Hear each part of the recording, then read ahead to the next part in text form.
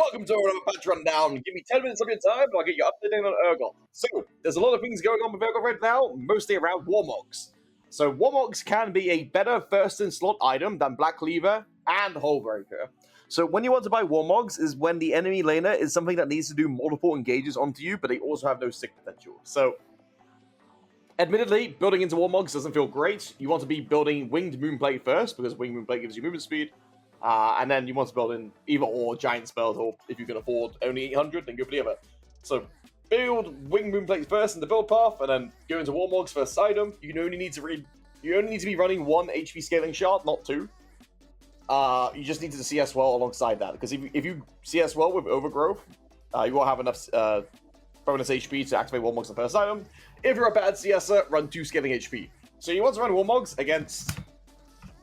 Let me think. You want to run WARMOGS against Gnar. You want to run WARMOGS against Akshan, Gragas.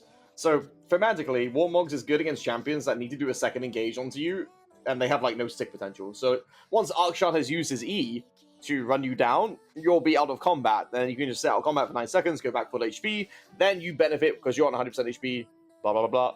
Second example, Gragas. Gragas is a champion that wants to combo you to death. If you are never in the combo range to begin with, like let's say you trade 40% of your health bar for 20% of his, that's worth it, because then you can never be in the combo range. So WARMOGS is thematically a really good first item. It's also just very good in general, because on first item slot, no boots, it gives you 50 movement speed out of combat. Obviously, moving around the map is just valuable. And yeah, so WARMOGS first item, very good. If you're going to be doing WARMOGS, the build path I recommend is, so if you're against Akshan specifically, like an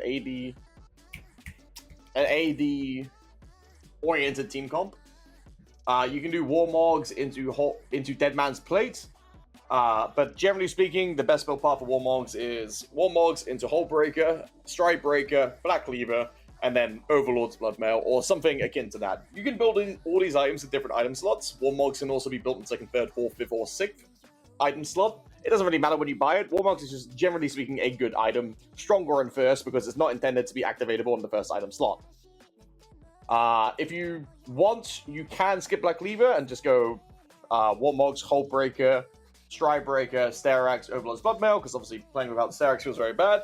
You can play without Stridebreaker, but IMO Stridebreaker is a must-buy this patch, purely because every single champion is a ranged champion. You might notice that you're laning against a ranged top laner, the enemy mid laner is a ranged laner, the enemy ADC is obviously ranged, supports are playing ADC because ADC is broken.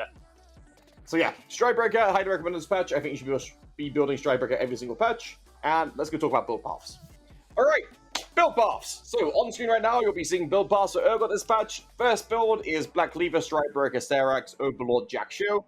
This is a jack of all trades build. You can build this every single lobby without really much thought process and what you actually need to do.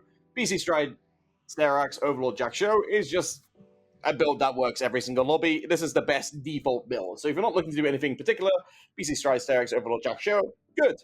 The alternate to this build path is Hullbreaker start. So how you determine Hullbreaker first or Black Cleaver first is, can I kill the enemy turret without needing BC to kill my laner? So let's say you're 4-0 against a Scion.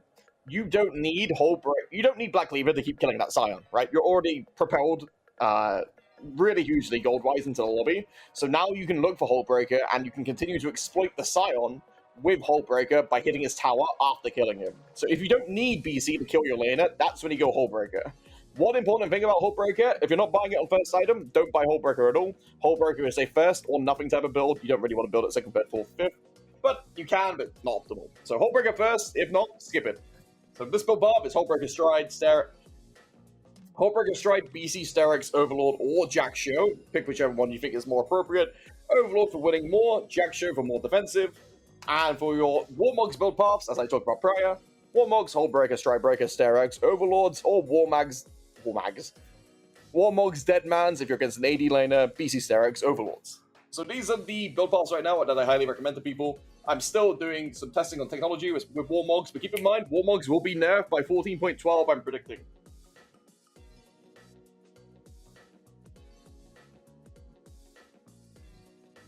Maybe by 14.13, but yes, WARMOGS top is very strong.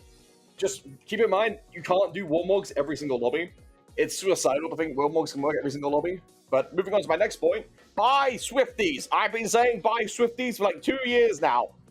No one's listening. Well, people are listening because it's got like 10,000 sample. Buy Swifties. They're the best boots on Urgot. I've been saying it for so long, bro. Go Tarbies if they have free ADCs. Go Mercs if they have free mages. Go Swifties if there's anything else, hybrid or whatever. Buy Swifties on Urgot. I will yell from the mountaintops, you should buy Swifties. Buy Swifties. You! I'm talking to you through the monitor right now. I'm gonna jump through the monitor. Buy Swifties. We'll leave you a rune. Well, okay, so let's talk about runes. There's one rune page that is like kind of broken, and you have no real reason to swap with it ever. So there's 2 rune pages. There's, well, they're on screen right now. You can see it's PTA with Absorb Life. Then you're going for Lifesteal, and then you're going for I forgot the name of the rune. It's the middle bottom. Cut down. So the reason we're running PTA now over Fleet is because Absorb Life is acting as laning phase Fleet. This doesn't mean that Fleet is dead. This just means PTA is better because Absorb Life exists. So the matchups where you ordinarily would want PTA, you can now go PTA because of Absorb Life. But in the matchups you still want to run Fleet, like let's say Gragas, because obviously PTA against Gragas isn't going to matter much, you want to be running Fleet. So range top laners, you can run Fleet, PCA into Darius, and etc, etc. But Fleet is the more standardized runes right now. So if you want to run Fleet, just change the main rune to Fleet. Demolish is the best secondary because Demolish gets free plates. It is a win more kind of thing. You don't have to run Demolish, but I think Demolish is just kind of strong.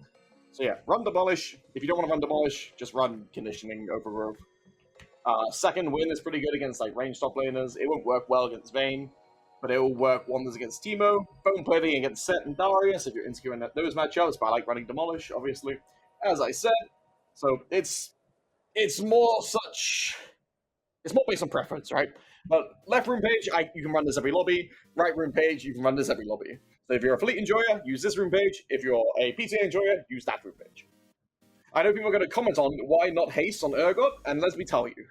If you're going to fight an enemy champion, you're going to get 1 E off. If you're going to fight an enemy champion, you're going to get 2 Qs off. Having extra haste doesn't change this truth. This is why you run the lifesteal over haste. You can run the attack speed if you would like to, but it implies you have a very good toggle. But I think lifesteal is just the best in general because keep in mind, W is a fixed attack speed. You can't really impact it. Well, it's a fixed ability, right? It's fixed attack speed and fixed ability. You can't influence it with haste. It has no bearing on if it's good or not. So you're already getting 25% less value with haste. You're only going to get 2 Qs off. You're only going to get 1 E off. The situation where you get 2 E's off, you're already going to get 2 E's off with or without the haste. So that's my reasoning and my deduction for why no haste. It gives you 85 extra health on the lifesteal one, and it gives you lifesteal. Lifesteal applies on W and your autos, so it's just, that's my reasoning. As always, there'll be a matchup tier list at the end of the video. If you have any questions you want me to answer about any matchups, just drop a comment and I'll tell you why I've put them there. Urgot is... Urgot's really good right now, but the meta is so ass and top lane is so unfun right now. I don't even recommend playing Urgot top lane. I think if you want to play Urgot right now, you should play Urgot mid. As a counter pick into Assassins. Like, Urgot top feels miserable to play right now. So, yeah, that's the 14.11. Bye! Play mid.